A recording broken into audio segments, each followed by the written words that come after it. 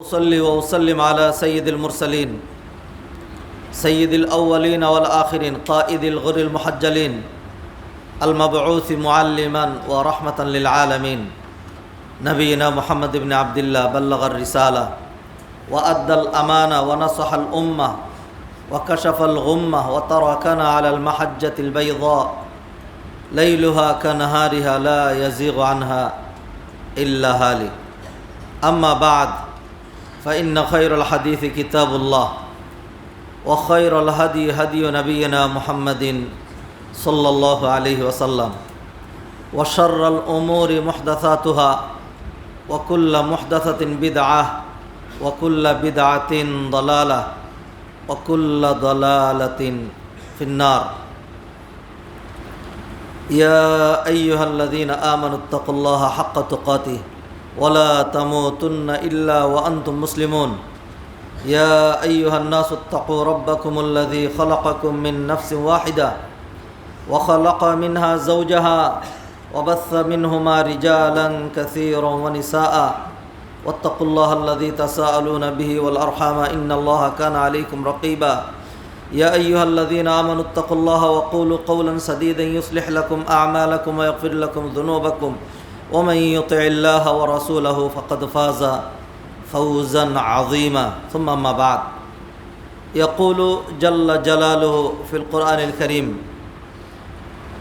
يا أيها الذين آمنوا اركعوا واسجدوا واعبدوا ربكم وافعلوا الخير لعلكم تفلحون وقال تعالى الذي خلق الموت والحياة ليبلوكم أيكم أحسن عملا وهو العزيز الغفور وقال تعالى فاستبقوا الخيرات وعن أسامة بن زيد رضي الله تعالى عنهما قال قلت يا رسول الله لم أرك تصوم من شهر من الشهور ما تصوم من شعبان قال ذاك شهر يغفل الناس فيه عنه بين رجب ورمضان وهو شهر ترفع فيه الأعمال إلى رب العالمين وأحب أن يرفع عملي وأنا صائم رواه النسائي الحمد لله হাজিরানে মজলিস মুসল্লিয়ানে কেরাম সম্মানিত সৌভাগ্যমণ্ডিত আল্লাহর প্রিয় বান্দাবান্দি আমার অত্যন্ত সম্মানিত ভাইয়েরা পরম শ্রদ্ধেয়া মায়েরা মেয়েরা বোনেরা আল্লাহ সুবহানাহু ওয়া তাআলা যাদেরকে নাজাত দিবেন যাদেরকে পছন্দ করবেন তাদেরকে ওই ধরনের কাজে লাগিয়ে রাখেন মসজিদের সাথে মসজিদ পৃথিবীর সবচেয়ে উৎকৃষ্ট জায়গা এই মসজিদে আনাগোনা এই মসজিদের সাথে সম্পৃক্ত হওয়া এই মসজিদের সাথে ভালোবাসা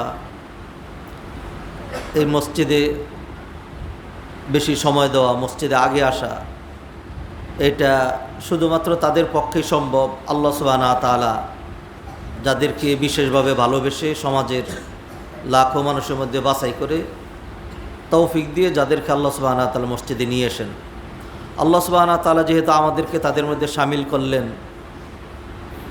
সেই জন্য আল্লাহ শুকরিয়া আদায় করে বলি আলহামদুলিল্লাহ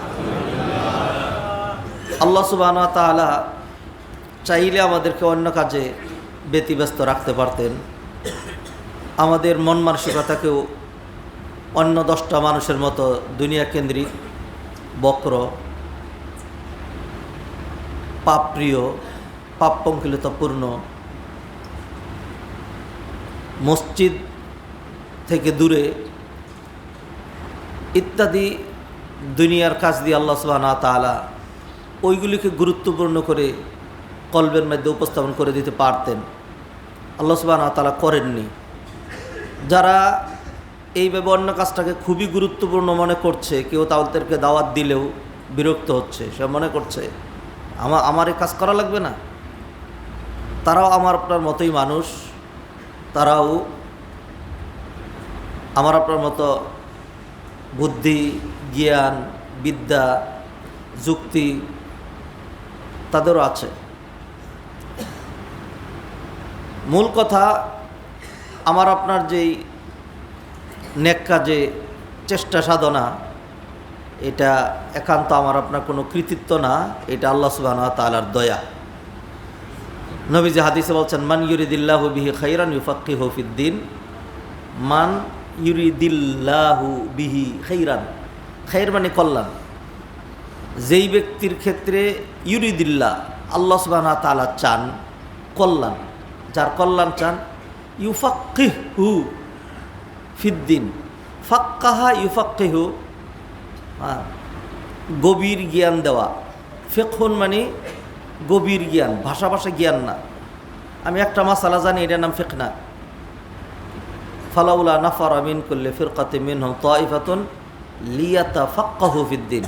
তাফাক্কাহা ইয়াতাফাক্কাহু, দিনের গভীর জ্ঞান অর্জন করা, আর ফাক্কাহা ইউফাক্কিহু, দিনের গভীর জ্ঞান দান করা। তো নবীজি বললেন, মান ইউরিদিল্লাহু বিহি খাইরান, আল্লাহ যাদের কল্যাণ চান, ইউফাক্কিহু ফিদ্দিন, আল্লাহ সুবহানাহু ওয়া তাআলা তাদেরকে দিনের বুঝ, দিনের জ্ঞান দান করেন। বুঝে নাকি? আইনস্টাইনের ব্রেন বুদ্ধি আমার আপনার চাইতে কম ছিল? রবি ঠাকুর এত কাব্য রচনা করেছে, এত বই লিখেছে, এত গান লিখেছে, এত কিছু করেছে, ব্রেন কি ছিল না? ব্রেন ছিল। হ্যাঁ। তারপরে ঈশ্বরচন্দ্র বিদ্যানহর নাকি বিদ্যাসাগর, ঈশ্বরচন্দ্র বিদ্যাসাগর, এখানে বিদ্যার সাগর। তো তার কি বিদ্যা ছিল না? যারা তাদেরকে তারে বিদ্যাসাগর, বিদ্যাসাগর মানে হলো বাহরুল উলুম, আরবিতে বলে বাহরুল উলুম। তো বিদ্যাসাগর যে উপাধি দিয়েছে, যারা উপাধি দিয়েছে, এমনি অন্য একজনকে দিল না, তাকে কেন দিল? তার বিদ্যা ছিল, সবই ছিল, অনেকেরই অনেক কিছু ছিল। একেবারে ন্যূনতম, একেবারে শুধু আল্লাহরে চিনার যে বিষয়টা, এইটাই চিনে নাই। তো এর চাইতে বড় জীব জন্তু জানোয়ার আর কেউ আছে যে তার মাবুদকে চিনল না? যিনি তাকে সৃষ্টি করলেন, যিনি continuously providing for him everything he need. ঘুমিয়ে যে গেলেন, আপনার ব্রিথিং সিস্টেম এটা কে চালু রেখেছিল? বসে যে আছেন, ব্লাড সার্কুলেশন যে হচ্ছে, হার্ট যে পাম্পিং করছে, এর পিছনে কোনো শক্তি, কারো ইচ্ছা, কারো চাওয়া, কারো অর্ডার, কোনো কিছু কাজ করছে না। এই ধরনের চিন্তা ভাবনা যারা করে, ওইগুলিরে মানুষ বলার কোনো উপায় আছে? কোনো কিছুই তো এমনি হয় না। এটা কেমনে হয়? না আমি এমনি হয়েছি, এমনি বড় বড় হচ্ছে। যারা নাস্তিক হয়, ওইগুলো মানে জড় পদার্থের চেয়েও আরও নিকৃষ্ট। এর পিছনে একটা শক্তি কাজ করছেন নিঃসন্দেহে। ছিলেন না, একটা চেহারা আর একটা চেহারার মতো হলো না কেন? এমনি মানে দৈবক্রমে অথবা হঠাৎই এরকম হয়ে গেছে যে একটার সাথে মিল পড়ে নাই। তো সেজন্য 800 কোটি চেহারা একটা আরেকটার সাথে মিল পড়বে না, তাও মিল পড়লো না কোনোভাবেই। একই রকম চেহারা, দেখলেই বোঝা যায় মেড ইন বাংলাদেশ, দেখলেই বোঝা যায় হাফ নাক অথবা নাকের একটা অংশ কাটা, মেড ইন ইন্দোনেশিয়া। দেখলেই বোঝা যায় চোখ দুইটা টান লাগায় এরকম করে রয়েছে, বন্ধ হয়ে যাচ্ছে, মেড ইন চায়না, জাপান। দেখলেই বোঝা যায় বিশাল বড় একটা নাক মুখের মধ্যে চাপায় দেওয়া হয়েছে, চুলগুলো খুকরানো, গায়ের বর্ণ একদম কালো, মেড ইন আফ্রিকা। এরপরেও কোনোতেই দেখলেই বোঝা যায় যে কিরে তোমার চেহারা, তুমি অমুক বাড়ির নাকি? হ্যাঁ। অমুক তোমার কি হয়? তো বড় ভাই। অমুক তোমার কি হয়? বাবা। আল্লাহ, একদম চেহারার সাথে মিল, কণ্ঠস্বর মিল, ভাইয়ের কণ্ঠস্বর কাছাকাছি, কিন্তু হুবহু হয় না। এই যে হয় না, একদম হুবহু যে হলো না, এটা তো এমনিই না। এর পিছনে একজন প্ল্যানার ছিলেন। হুয়াল্লাহুল খালিকুল বারিউল মুসাউবির। আল্লাহু আকবার। আল্লাহ শুকরিয়া আদায় করছে। এই দুই একটা ভূমিকার কথা দিলাম এই জন্য, যাতে আমাদের উপলব্ধি হয় যে আমার আপনার যেই পদচারণা, আমার আপনার চেষ্টা সাধনা, আমার আপনার দিনদারি, আমার আপনার তাকওয়া পরহেজগারি, মসজিদে আসা, তারপরে হলো ত্যাগ তিতিক্ষা, কোরবানি, স্যাক্রিফাইস। এর জন্য সবচেয়ে বেশি সাধুবাদ, ধন্যবাদ, শুকরিয়া জানাইতে হবে আল্লাহকে। তিনিই আমাদেরকে এই পথে মানে পরিচালিত করেছেন। আর কখন যে কে বিপদগামী হয়ে যাবে, কখন যে কে সটকে পড়বে, এটা আল্লাহ মাহবুদ ছাড়া কেউ জানেন না। হেদায়েতটা এমন একটা পয়েন্টের মধ্যে রাখা হয়েছে, এটা সাংঘাতিক রিস্কি পয়েন্ট, এটা ডেঞ্জারাস পয়েন্ট, সাংঘাতিক ডেঞ্জারাস। তাকওয়া, তারপরে হলো ঈমান, ইখলাস, এইগুলো সম্পর্ক চোখের সাথে, দাড়ির সাথে, হাতের সাথে যদি হইতো খুব শক্ত করে ধরে রাখতাম, বাইদা রাখতাম।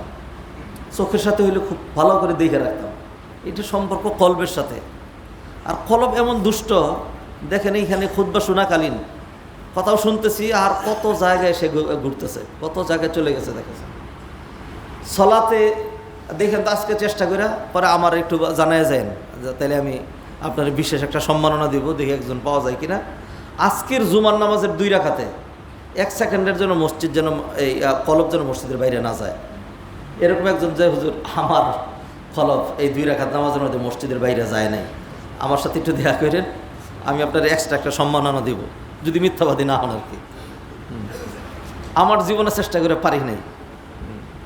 আল্লাহ সুবহানাহু ওয়া তাআলা কলবের সাথে সম্পৃক্ত করেছেন, তো যে কোনো মুহূর্তে এটা সকালবেলা ঈমানদার, বিকালবেলা বেঈমান। আল্লাহ সুবহানাহু ওয়া তাআলা আমাদেরকে হেদায়েতের উপরে প্রতিষ্ঠিত রাখেন। রব্বানা লা তুজিগ কুলুবানা, আল্লাহ তুমি আমাদের কলবকে বক্র করে দিও না, বাদা ইজ হাদাইতানা, হেদায়েত দেওয়ার পরে, হেদায়েত দেওয়ার পরেও কলব বক্র হয়ে যায়। ওয়াহাব লানা মিন লাদুনকা রাহমাতান ইন্নাকা আল্লাহুম্মা ইয়া মুকাল্লিবাল কুলুব সাব্বিত কুলুবানা আলা তাআতিক, সাব্বিত কুলুবানা আলা দীনিক। হাদিরানে মজলিস, জীবন এরকম করে শেষ হয়ে যাচ্ছে, শেষ হয়েই যাবে। শাবান মাসের আজকে প্রায় 5-6 দিন অতিক্রান্ত হয়ে গেল। শাবান মাস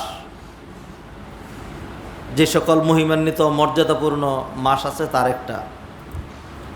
বছরের 12টা মাসই মর্যাদাপূর্ণ, দিবসের প্রতিটা মুহূর্তই দামি, জীবনের প্রতিটা মুহূর্তই ভ্যালুয়েবল। তার মধ্যেও মানুষের জন্য কিছু সময় থাকে, সেই সময়টাকে মানুষ আলাদা একটু মূল্যায়ন করে থাকে।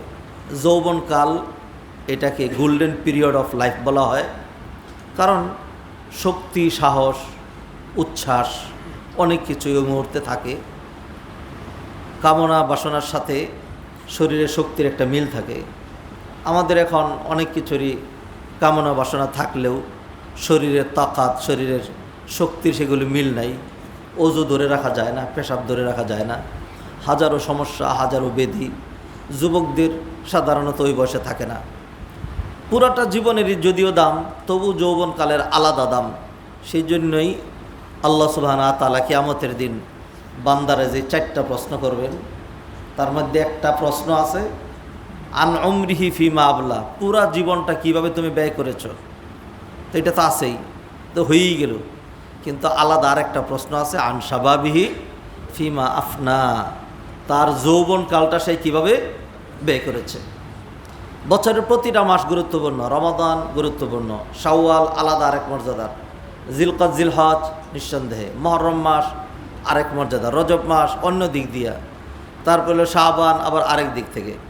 আমরা বর্তমানে শাবান মাসে অবস্থান করছি। শাবান মাস এটা রমাদানের পূর্ববর্তী মাস।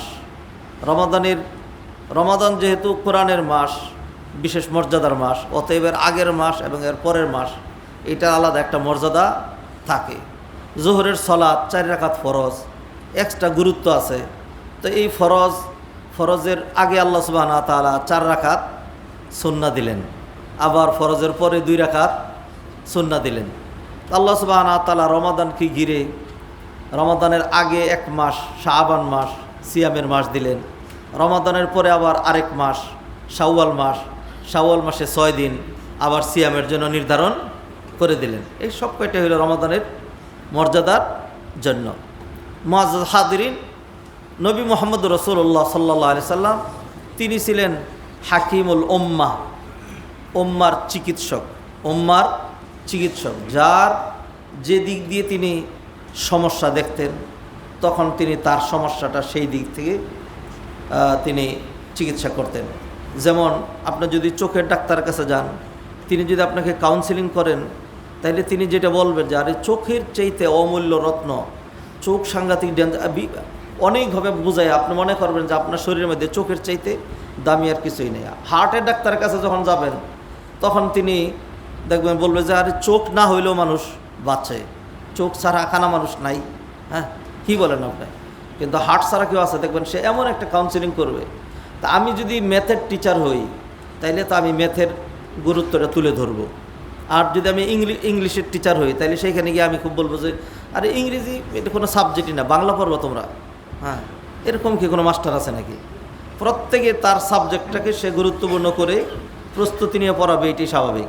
তো নবীজি সাল্লাল্লাহু আলাইহি সাল্লাম বাংলার শিক্ষক, ইংরেজি শিক্ষক, ম্যাথের শিক্ষক ছিলেন না। নবীজি সাল্লাল্লাহু আলাইহি সাল্লাম হাকিমুল উম্মাত, উম্মার লেগ টু হেড, লাইলান ওয়া নাহারান, সাবাহান ওয়া মাসাআন, ফি লিদুনিয়াহুম ওয়া লিদীনহিম, লিমাআশিহিম ওয়া লিউসারিহিম ওয়া লিআহওয়ালিহিম ওয়া লিমাশাকিলিহিম। মানুষের সামগ্রিক সমস্যা, তার ব্যক্তি, তার অর্থনীতি, তার পরিবার নীতি, তার দুনিয়া, তার আখেরাত, সকল কিছুর সমস্যার সমাধান এবং ডিভাইন গাইডলাইন যিনি নিয়ে এসেছিলেন তিনি হলেন নবী মুহাম্মদ রাসূলুল্লাহ সাল্লাল্লাহু আলাইহি সাল্লাম। এক ব্যক্তি এসে জিজ্ঞাসা করেছে, আইয়ুল আমালি আফদালু ইলাল্লাহ, আল্লাহর কাছে সবচেয়ে উত্তম আমল কোনটা? নবীজি বলতেন আসসালাওয়াতু ফি আওকাতিহা, সময় মতো নামাজ পড়া। আরেক ব্যক্তি এসে একই প্রশ্ন করেছে, সবচেয়ে উত্তম আমল কোনটি? নবীজি দেখেছেন এই ব্যক্তির সলাতের ব্যাপারে কোনো ঘাটতি নাই। তখন নবীজি তাকে বলছেন বিরুল ওয়ালিদাইন, ইতাআতুল ওয়ালিদাইন, পিতামাতার কথা শোনা। কারণ নবীজি দেখছেন এই লোক পিতামাতার অবাধ্য। আরেক লোক এসে জিজ্ঞাসা করেছে যে ইয়া রাসূলুল্লাহ সবচেয়ে উত্তম আমল কোনটি? নবীজি এই দুইটার একটাও বলেন নাই। নবীজি বলছেন আল জিহাদু ফি সাবিলিল্লাহ, আল্লাহর রাস্তায় জিহাদ করা। নবীজি দেখেছেন এই লোক বাবা মায়ের সাথে ভালো আচরণ করে, সালাত আদায় করে, কিন্তু তার গাফলাতি আছে, জেহাদ এটা তার কাছে ভয়ঙ্কর, জেহাদে যেতে চায় না। তা নবীজি সাল্লাল্লাহু আলাইহি ওয়াসাল্লাম তার মধ্যে যেটা ঘাটতি সেটা নবীজি তাকে দিয়েছেন। ডাক্তারের কাছে গেলে ডাক্তার পরীক্ষা নিরীক্ষা করে কাউকে ভিটামিন এ, কাউকে ভিটামিন ডি, কাউকে ভিটামিন ডি, কাউকে প্যারাসিটামল, কাউকে ব্যথার ওষুধ, অথবা কাউকে এরকম সেরকম যার যেটা প্রয়োজন সেটা দিয়ে থাকে। তো নবীজি সাল্লাল্লাহু আলাইহি ওয়াসাল্লাম এইভাবেই মানুষকে আমলের প্রতি উদ্বুদ্ধ করতেন। কোরআনে কারীম আল্লাহ সুবহানাহু ওয়া তাআলা বললেন আল্লাযী খালাকাল মাউতা ওয়াল হায়াতা লিয়াবলুয়াকুম আইয়ুকুম আহসানু আমালা, জীবন মরণ যিনি সৃষ্টি করেছেন, মানবজাতি যিনি সৃষ্টি করেছেন, মহৎ এক লক্ষ্যে, এক বড় টার্গেট নিয়ে আল্লাহ সুবহানাহু ওয়া তাআলা সৃষ্টি করেছেন। আইয়ুকুম আহসানু আমালা, কার আমল কত সুন্দর হবে আল্লাহ সুবহানাহু ওয়া তাআলা সেটি দেখার জন্য, সেটি প্রমাণ করার জন্য আল্লাহ সুবহানাহু ওয়া তাআলা আমাদেরকে সৃষ্টি করেছেন। সেই জন্য নবীজি সাল্লাল্লাহু আলাইহি ওয়াসাল্লাম এক এক সময় এক একভাবে আমাদেরকে এক এক আমলের সাথে লাগিয়ে দিতেন, যাতে আমরা সেই আমলের প্রতি উদ্বুদ্ধ হই। ফজরের সালাত জামাতে পড়ার পর কেউ যদি মসজিদেই থাকে,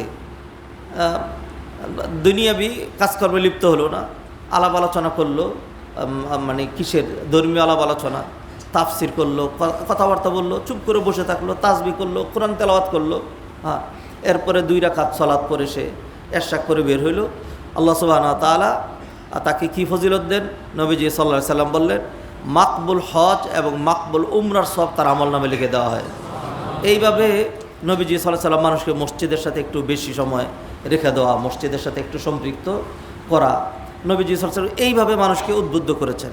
তা রমাদান যখন চলে আসে তখন রমাদান তো অনেক বড় ফজিলতের একটি মাস, এটি কোরআনের মাস, এটি মাগফিরাতের মাস, এটি কল্যাণের মাস, এটি দান সৎকার মাস, এটি নাজাতের মাস, এটি মুক্তির মাস, এটি প্রতিযোগিতার মাস, এটি মানুষের প্রতি অনুভূতির মাস।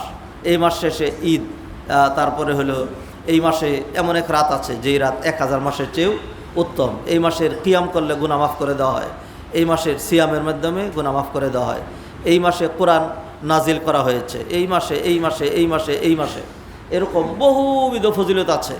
তাহলে সেটার জন্য মানুষকে একটু প্রস্তুত করা লাগে। নবীজি সাল্লাল্লাহু আলাইহি সাল্লাম তার উম্মাকে এইভাবেই তিনি প্রস্তুত করতেন। মানুষ যখন ফুটবল খেলবে অথবা ক্রিকেট খেলবে, তখন তারা যে অনেক কষ্টের কাজ, অনেক দৌড়াদৌড়ি করা লাগে, বিধায় আমি এখন আর একটু মাঠে যাব না, আমি শুয়ে থাকবো, যেদিন ফাইনাল খেলা সেই দিনকে খেলবো যাতে বেশি এনার্জি পাই। এরকম কাজ কি আপনি খেলোয়াড়দেরকে করতে দেখেছেন? না।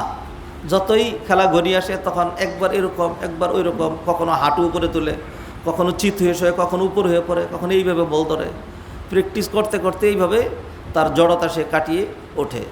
তো মানুষ অভ্যাস লাগে, অভ্যাস ছাড়া মানুষ অনেক কিছুই পারে না। যারা ঠিকমতো ফজরের সলাতে আমরা যারা উঠি, একেবারে ধরেন আপনি যদি ফজরের 1 ঘন্টা আগেও শোন, এক্সেপশনাল অ্যাক্সিডেন্ট ছাড়া আপনি ঠিকই ওই সময় সলাতের সময় সজাগ পাবেন।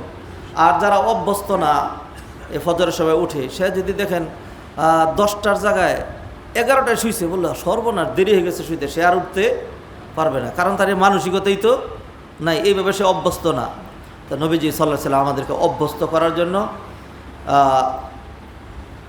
সাহাবান কেন্দ্রিক তিনি কিছু আমলের কথা আমাদেরকে বলেছেন, এবং যে আমলের কথা তিনি বলেছেন তিনি ছিলেন মোস্ট প্র্যাকটিক্যাল ম্যান। কানা খুলুক হল কোরআন। মা আয়েশা এমন বলেছেন যে পুরো কোরআনটাই হলো নবীর চরিত্র। কোরআনে যা থিওরি আকারে আছে, বাস্তব মডেল আকারে আল্লাহ সুবহানাহু ওয়া তাআলা নবীর মধ্যে সেটির প্রতিফলন ঘটিয়েছেন। সুবহানাল্লাহ। তো নবীজি সাল্লাল্লাহু আলাইহি সাল্লাম এই মাসটাকে আমরা কীভাবে উদযাপন করব, পুরোটা মাস নবীজি সাল্লাল্লাহু আলাইহি সাল্লাম আমাদেরকে সেইভাবে গাইডলাইন দিলেন। তবে গাইডলাইন নবীজি সাল্লাল্লাহু আলাইহি সাল্লাম এমন গাইডলাইন দেওয়ার লোকটা যে এই কাজ করো, 3 দিনের ভিতরে কাজ করো, এই কাজ না করলে পানিশমেন্ট, এইটা না করলে ডাইরেক্ট জাহান্নামে চলে যাবে, এটা যদি না করো তাহলে মজা দেখাচ্ছি, এটা না করলে তোমাকে জেল জুলুম করব। নবীজি তো করতে পারতেন, কারণ তিনি কি ছিলেন?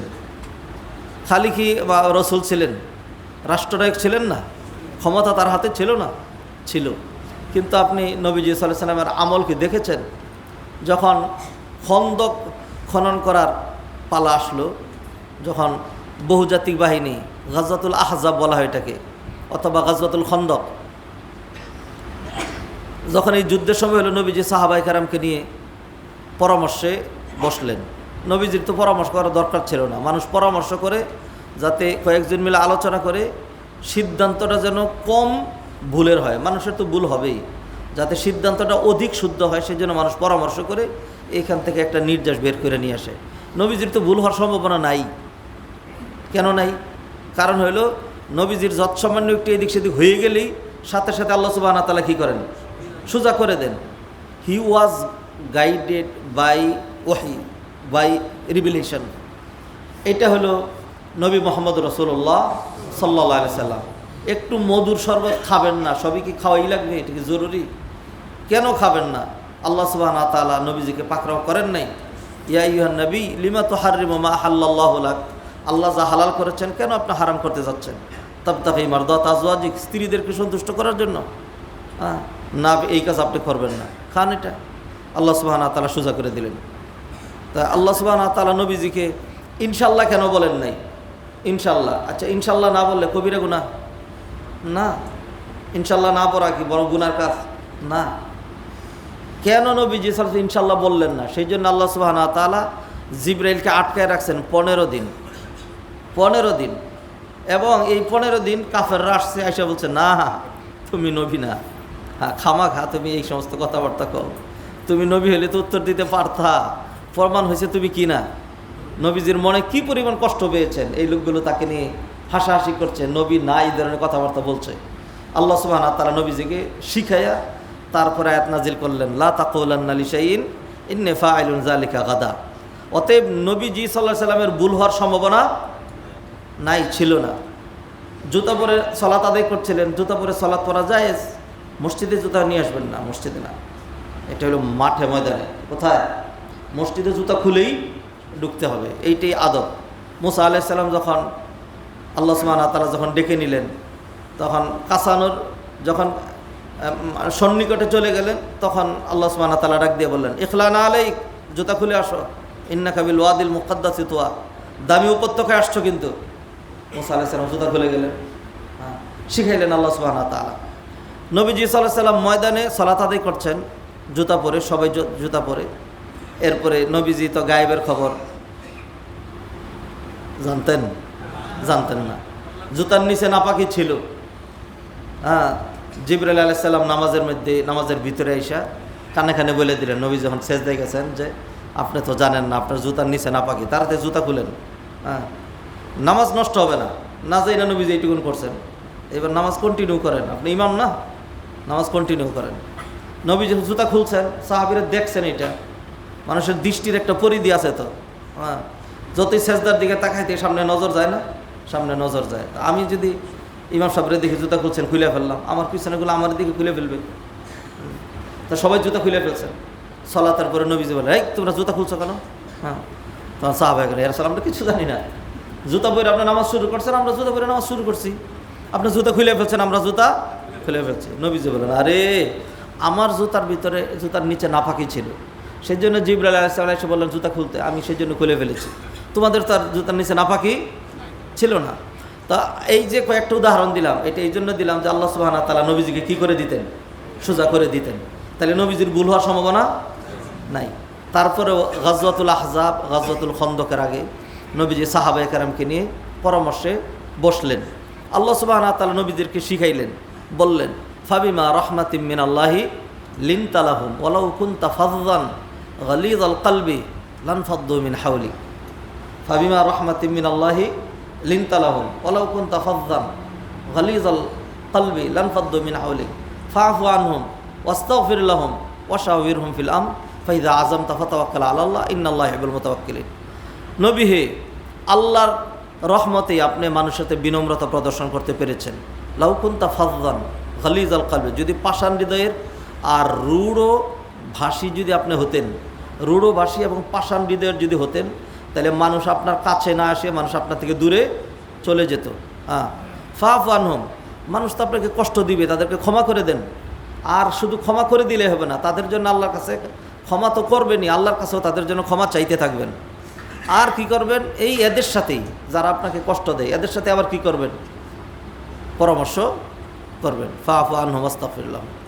এইগুলো এখানে উসুলুদ দাওয়া আছে, দাওয়া কীভাবে দিতে হয়, দাওয়া কীভাবে দিতে হয়। আমরা অনেক সময় মাঠে ময়দানে দেখি, বিশেষ করে আমরা যারা ময়দানে দাওয়াত দিই, অনেক সময় দেখি অনেক বক্তা আছে, খুব পাওয়ারফুল বুঝেন না? পাওয়ারফুল বক্তা, বিশাল ময়দানের মধ্যে হাজার হাজার মানুষ, সেখানে ধমকায় মানে এমনভাবে তুচ্ছ তাচ্ছিল্য করে। ওই দিন মানে একজনকে দেখলাম এরকম করে, হ্যাঁ এইগুলিকে জানোয়ার বলা হয়েছে, আরে জানোয়ার, আর এরকম কোরআনে আছে, হাদিসে এদেরকে বলা হয়েছে। আরে বাবা! তা আমি পরে শেষমেশ বললাম যে আউযু বিল্লাহি মিনাশ শাইতানির রাজিম। এটা দাওয়া উসলুবের সম্পূর্ণ পরিপন্থী। এই লোক অন্তত আপনার থেকে আর দাওয়া গ্রহণ করবে না। মুসা আলাইহিস সালামের চাইতে বড় আপনি হন নাই, আর এই লোকগুলো ফেরাউনের চাইতে খারাপ হয় নাই। আল্লাহ সুবহানাহু ওয়া তাআলা মুসারে বলে দিয়েছিলেন, মুসা আগেই জানাই দিলাম, আনতুমা ওয়া মান ইত্তাবাআকুমুল গালিবুন, তুমি হারুন এবং তোমাদের সাথে যারা থাকবে বিজয় কিন্তু তাদেরই। ফেরাউন যত শক্তিশালী হোক, তারা কিন্তু বিজয়ী হইতে পারবে না। তারপর আল্লাহ সুবহানাহু ওয়া তাআলা দেখাই দিলেন যে লাঠি ছাড়ো, সাপ হয়ে গেল, ধরো, লাঠি হয়ে যাবে। সাংঘাতিক ক্ষমতা, যত জাদু, এগুলি একদম এক গ্রাসেই গিলে ফেলেছিল। এই ক্ষমতা মুসা আলাইহিস সালামের কাছে ছিল। তারপর আল্লাহ সুবহানাহু ওয়া তাআলা বলেন, ইযহাবা ইলা ফিরআউনা ইন্নাহু তাগা ফাকুলা লাহু কাওলান লাইয়িনা, যাও ফেরাউনের কাছে গিয়ে খুব বিনম্র ভাষায় সুন্দর করে তাকে দাওয়াত দিবে। হইতে পারে সে দাওয়াত গ্রহণ করবে, হেদায়েত প্রাপ্ত হবে। তো এইখানে আপনি নিশ্চয়ই চিন্তা করলেই বুঝবেন, ফেরাউন যে হেদায়েত গ্রহণ করবে না এবং ফেরাউন যে আল্লাহর গজবে সলিল সমাধিস্থ হয়ে মারা যাবে, এটা কি আল্লাহর কাছে ক্লিয়ার ছিল না? তাইলে আল্লাহ সুবহানাহু ওয়া তাআলা মুসা আলাইহিস সালামকে এটা বললেন কেন? আল্লাহ সুবহানাহু ওয়া তাআলা মুসা আলাইহিস সালামকে এই নসিহা করার মাধ্যমে একদম কিয়ামত পর্যন্ত যত মানুষ আসবে তাদেরকে একটা টিচিং দিলেন, যে তুমি যখন দাওয়াত দিবা, কাউকে যখন দাওয়াত দিবা, তোমার দাওয়াতের ভাষাটা কি হবে? খেয়াল করেন, একই কাজ দুই শ্রেণীর মানুষ করে। ইসলাহ, মানুষের সংশোধন। রাষ্ট্র প্রশাসন, পুলিশ, রেব, বিডিআর, সেনাবাহিনী, এরা দেখবেন ধরেই হ্যান্ডকাপ লাগায়, পিটনি, মার, থাপ্পড়, জেল, জুলুম, সোজা হবি, আনলে তারা একটা শেষ করে দিচ্ছে। এইভাবে মানুষকে কী করে সোজা করে। আর সেম কাজটাই উলামায়ে কেরামগণ করেন। পার্থক্য কোথায়? তাদের আনুষ্ঠানিকতা হলো বাহ্যিক, অঙ্গ প্রত্যঙ্গ কেন্দ্রিক, আর আমাদেরটা হলো মোটিভেশনাল স্পিচের মাধ্যমে ভিতর থেকে সংশোধন করা। আমাদের কাজ হলো তার কলবটাকে ঠিক করে দেওয়া, আর কলব তাকে গাইড করে ধীরে ধীরে তার অঙ্গ প্রত্যঙ্গ সব ঠিক করে দিবে। হ্যাঁ, অতএব আমি যদি পুলিশি কাজ শুরু করি ওরকম করে থাপ্পড়ায় দাঁত ফলাই দেবো, এরকম যদি করি, এটা আমার সাথে যায় না, এটা আমার মিশনের সাথে নট অ্যাডজাস্টেবল। এবং সেম কথাই আল্লাহ সুবহানাহু ওয়া তাআলা বলছেন, ফাযাক্কির ইন্নামা আনতা মুযাক্কির লাস্তা আলাইহিম। এই তো প্রত্যেক জুমাই তো আমরা পড়ি, মাঝে মধ্যে এক্সেপশনাল, একেবারে প্রতিদিন পড়ি না, ইচ্ছা করেই পড়ি না, যদিও সুন্নাহ, এটা ওয়াজিব না, যাতে মানুষ মনে না করে যে এইটাই পড়া লাগে, এই জন্য মাঝে মধ্যে চেঞ্জ করে পড়ি। অধিকাংশ সময় এইটাই আমরা পড়ি, সূরা আলা এবং সূরা গাশিয়া। আল্লাহ বলছেন জাক্কির, নবী আপনি ওয়াজ করতে থাকেন, ইন্নামা আনতা মুযাক্কির, আপনি তো ওয়াজকারী, তাদেরকে স্মরণ করিয়ে দিবেন।